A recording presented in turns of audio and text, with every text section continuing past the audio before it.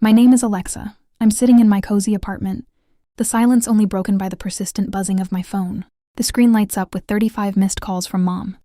A shiver runs down. My spine as memories of the past flood back. It's been 10 years since I walked out of that toxic family, but it seems they're back wanting something from me once again. I remember that fateful night like it was yesterday. I was sitting at the dining table with my family. The room was filled with the warm aroma of a delicious meal, but the atmosphere was ice cold. Mom looked straight at me, her eyes unblinking, and held out her hand. Alexa, give me your credit card. Your sister Lily needs $200,000 for her new business venture. I glanced at Lily. She was twirling her hair, looking bored, expecting me to solve her problems as always. I took a deep breath and said no. In an instant, Mom's hand shot out and slapped me across the face. The force was so strong that the silverware on the table rattled. The pain was searing, but what hurt more was Lily's smirk. It was a look of pure entitlement. I stood up without a word and walked out into the night. I changed my number, moved to a new city 3 hours away from my hometown, and got a new job. I didn't tell them where I was. For the first year, I was constantly on edge, afraid they'd find me, but they never tried to reach out, which was almost more painful. Looking back, it all started when we were kids. I was the responsible one, always doing my homework and helping around the house. Lily, on the other hand, was the pampered princess. Mom would often say, Alexa, you're strong. Lily needs your help. I took it as a compliment, not realizing it was a trap. When I was 16, I got a job at a local bookstore. I saved every penny to buy a used car, but 2 weeks before I had enough money, Lily crashed her bike and damaged a neighbor's fence. Mom came into my room and told me they needed to use my car fund to pay for the damages. When I protested, she said, "Family sacrifices, Alexa. Don't be selfish." I gave in and Lily got a new bike, while I took the bus until I was 22. In college, the situation got worse. I went to a state university on a scholarship and worked 2 part-time jobs to pay for my expenses. Lily went to an expensive private art school and my parents paid for everything. Once, when I came home for Thanksgiving, I was exhausted from working double shifts. I was wearing old, worn-out shoes, while Lily was showing off a new designer handbag that Mom had bought her for getting a B in an art class. When I mentioned that I'd made the dean's list with a 4.0 GPA, Mom barely looked up from the cooking and said, "That's nice, Alexa. You're book smart. But Lily is creative. We have to encourage her." After I graduated and got a job as a junior analyst at a big firm, Mom saw my salary as a family resource. The request started small. Alexa, the car needs repairs. Can you send $500? Alexa, Lily needs a new dress for a party. Send $300. I always sent the money, hoping they'd finally appreciate me. But Lily never said thank you. She'd take the money and post pictures of her new purchases online, looking happy and carefree while I was struggling to make ends meet. About a year before that fateful dinner, I paid off a huge credit card bill for Lily. When I told her not to use it again, she rolled her eyes and said, "Alexa, you're so stingy. It's just money." Mom didn't defend me. Instead, she said, "Don't start a fight, Alexa. We're having a nice day." That was when I realized they were just using me. After I left that night, I thought I'd finally escaped. But a month later, I ran into my cousin Sarah at the grocery store. She told me that Lily was opening a boutique and that the funding was in my name. I was shocked. I rushed to the bank and found out that they'd taken out loans in my name without my consent. They'd used my old birth certificate and forged my signature. I called Dad and met him at a diner. He admitted that Mom had done it, but he said he couldn't stop her. He said, "You're strong, Alexa. You can handle it." Lily can't. That was the final straw. I decided to protect myself. I found a fraud lawyer, Mr. Thompson. He listened to my story and gave me 2 choices.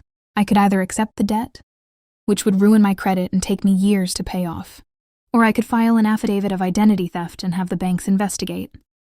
I chose the latter. The next few weeks were a blur of paperwork. I closed all my shared bank accounts, put a lock on my credit report, and worked with Mr. Thompson to build a case. When the banks froze the funds and the boutique lease was canceled, Mom and Lily went crazy. They called and texted me, begging and threatening. I changed my number and disappeared. Over the last 10 years, I rebuilt my life. I paid off my student loans, bought my apartment, and made friends who liked me for who I was. But I always kept that file, a thick black binder with all the evidence of their fraud, in a fireproof safe in my closet. Now, with 35 missed calls from Mom, I know exactly what's going on. I dialed the number, and Mom's voice came through. High-pitched and terrified. "Alexa, please come home. The police are here.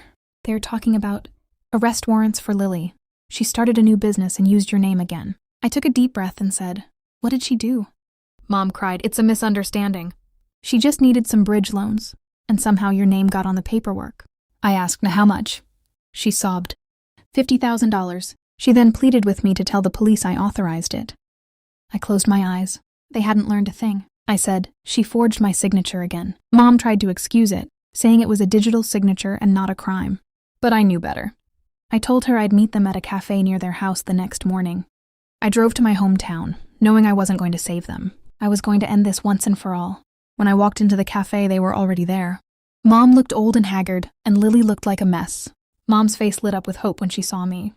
She whispered, "Thank you for coming.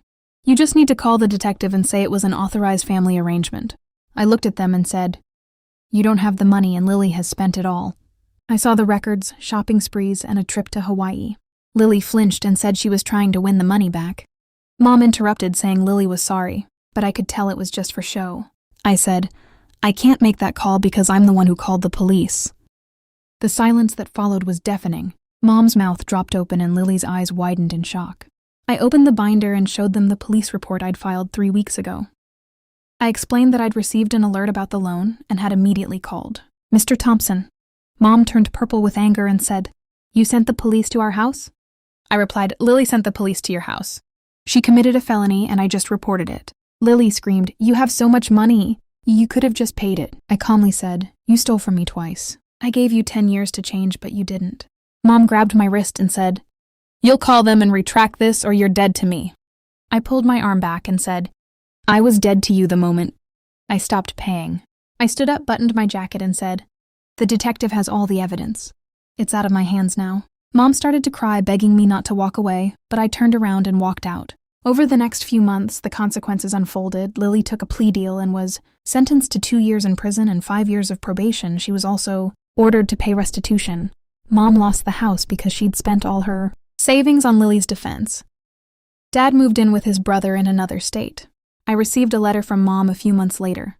She wrote that I was a cold-hearted girl and that I'd destroyed the family. But as I read the letter, I realized she still didn't understand. She still didn't take responsibility. 2 years later, when Lily was released from prison, she called me. She said she had nothing, that Mom was living in a dump, and that she couldn't get a job with a felony record. She expected me to help her, but I told her, "You put yourself in there. You'll figure it out without me." I forgave her. Not for her, but for myself. I didn't want to carry the anger anymore. I blocked her number and changed my own. I walked forward into my life hand in hand with my boyfriend, Mark. He's a kind-hearted musician who loves me for who I am, not for what I can give. I finally feel free, and I know I'll never let anyone take advantage of me again.